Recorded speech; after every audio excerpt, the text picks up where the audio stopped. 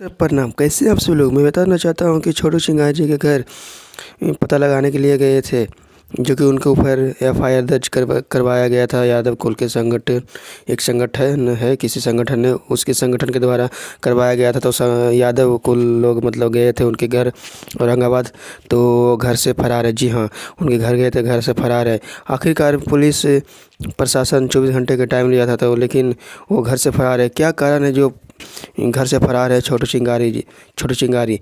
आखिरकार कब तक अपने ओ मतलब देखिए, संतोष रोनी यादव जी को मतलब एफआईआर दर्ज हुआ था, तो शेर की तरह वो अपने मतलब पुलिस के पास गया था। और लेकिन ये छोटू चिंगारी वो घर से फरार है। आखिरकार कारण क्या है इसके पीछे?